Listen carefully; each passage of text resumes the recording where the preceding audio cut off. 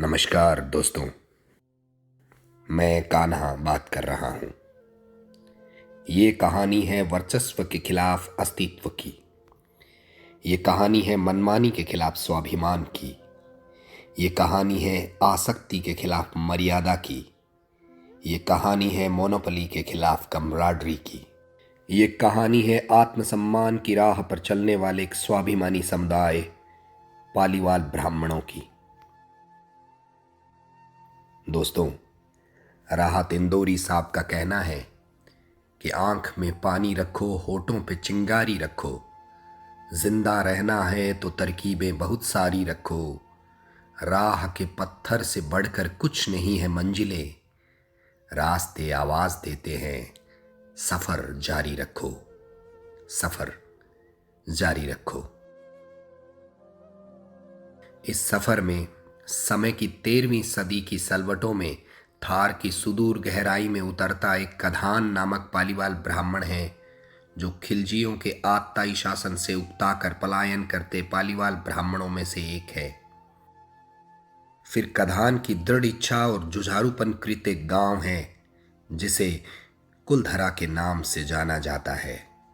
आज कुलधरा एक सन्नाटे में खड़े ग्राम्य खंडहर का नाम है, लेकिन ये भी कभी जिंदा था, आबाद था और खुशहाल था। तो आइए मैं आपको काल्पनिक टाइम ट्रेवल करके कुलधरा था को कुलधरा है में परिवर्तित करके दिखाता हूं। मुझे दिख रहा है कि कुलधरा में कधान के पालीवालों के मोहल्ले के अलावा कई और जातियां हरजल, हरजलू, हरजलूनी, मुगदल, जिसूतिया, लोहार्थी, लहठी, लखर, सहारन, जग, कलसर और महाजलार भी रह रही हैं। और एक समाजवादी व्यवस्था है जिसके तहत हर नए बाशिंदे को हर घर से एक ईंट पत्थर और एक सिक्का दिया जा रहा है। गांव के करीब मसूरदी नदी है और खड़ीन का पानी भी है। गांव के आसपास भरपूर फसल है। गांव में मवेशी है। भौतिक संपन्नता के साथ साथ गांव में धार्मिक और सांस्कृतिक चहल पहल है। गांव में विष्णु और महिषासुर मर्दिनी के मंदिर पर मेला लग रहा है। जयकारे हो रहे हैं, चढ़ावे चढ़ाए जा रहे हैं, प्रसाद बांटे जा रहे हैं। गांव में ब्याह बान और बिंदोरी है। गांव में हताई है। गांव में मंगल गायन है। गांव में किलकारियां हैं और गांव में बहुत सारी खुशहाल आवाजें हैं।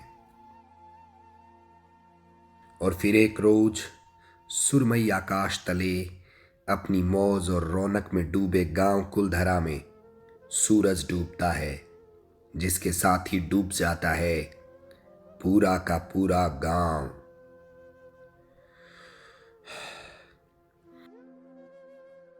इसकी गुनहगार एक 16 बरस की खूबसूरत कन्या है और खूबसूरती ही उसका गुनाह है, जिस पर एक मदमस्त सत्ताशीन की आसक्त नजर पड़ती है और वह निर्णय लेता है कि इस कन्या को उसकी सेज पर होना चाहिए। साहब आदेश जारी कर देता है और यही आदेश गांव की आखिरी संध्या साबित होता है, जिसके बाद कभी भी कुलधरा में सूर्योदय नहीं हुआ। गांव में सन्नाटा है। गणमान्य लोग मंदिर के आगे गुआड़ में इकट्ठा हो रहे हैं। मरघट के सन्नाटे को चीरती मुखिया की आवाज साहब के आदेश को सुनाती है। गांव अब अवाक है। मंदिर के करीब आखिरी बार सैकड़ों कलेजे दुख और गुस्से के मिश्रण में जोर जोर से धड़क रहे हैं। हाँकती आवाजें दबे सुर में टू बी और नॉट टू बी पर विचार कर रही है। विचार हो रहा है कि शांति, सुकून और आत्मसम्मान का एक ही साथ वर्ण कैसे हो।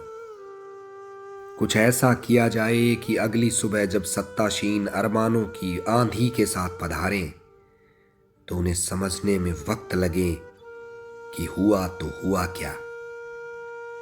जद्दोजहद के बाद आखिर वही निर्णय लिया जाता है जो 500 बरस पूर्व कधान ब्राह्मण ने लिया था। नाराजगी की एक ऐसी अमिट निशानी छोड़ी जाएगी जो सदियों तक याद रखी जाएगी। आज कुलधरा में चूल्हा नहीं जलेगा, बल्कि कभी नहीं जलेगा। और अगर किसी ने गांव की इस परिधि में चूल्हा जलाने की कोशिश की तो जलकर राख हो जाएगा। लादो अपना सामान, चलो एक और सफर पर चलते हैं। आज शाम काम करके खेतों से लौटते परिवारों को यह कहां पता था कि आज की रात ही वो इन खेतों और इन गलियों को फिर कभी न आने के लिए त्याग देंगे। महिलाएं सुबकती हुई बच्चों को संभाल रही है। क्रुद्ध और मायूस पुरुष सामान को ऊंट गाड़ों में भर रहे हैं। विष्णु जी और महिषासुर मर्दिनी जी की मूर्तियां भी किसी एक गाड़े में सवार होकर साथ ही चल पड़े हैं।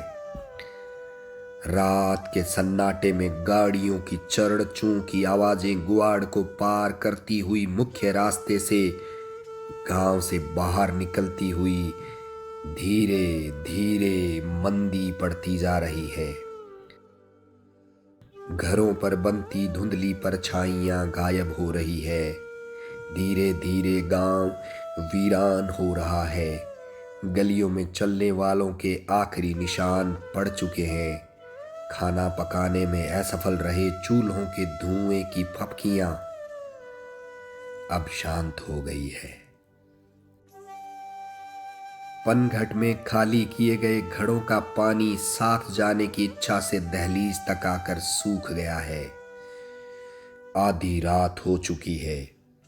चांद की रोशनी में घरों के खुले दरवाजे किन्हीं दैत्यों की तरह मुंह बाए खड़े हैं। पता नहीं ये इस मानवीय त्रासदी पर अट्टहास कर रहे हैं या फिर रुदन। आज रात इस गांव में नवजात बच्चे नहीं रोएंगे, बुजुर्ग भी नहीं खांसेंगे, पशुओं के टोकर भी नहीं बजेंगे। रात के हर पहर में गलियों में पहरेदार का लठ जमीन पर नहीं टकराएगा। पहरेदार खबरदार की तसल्ली देती आवाज की जगह आज रात उल्लुओं और चमगादड़ों के शोर के अलावा कुछ नहीं सुनाई दे रहा है।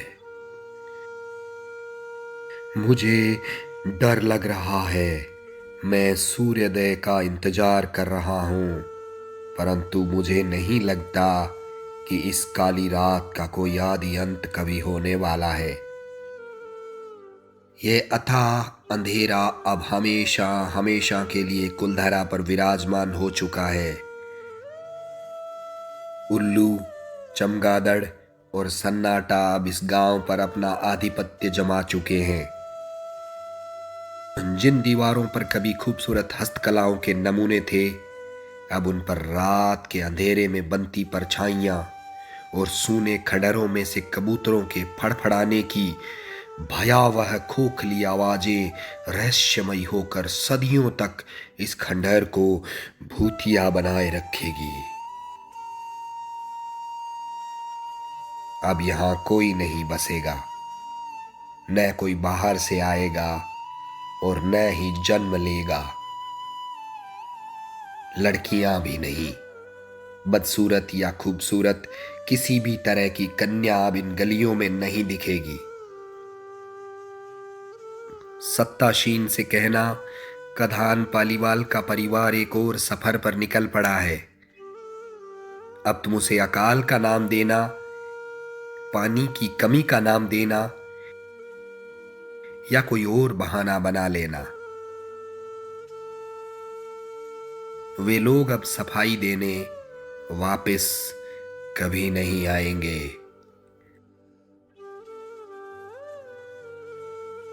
धन्यवाद दोस्तों।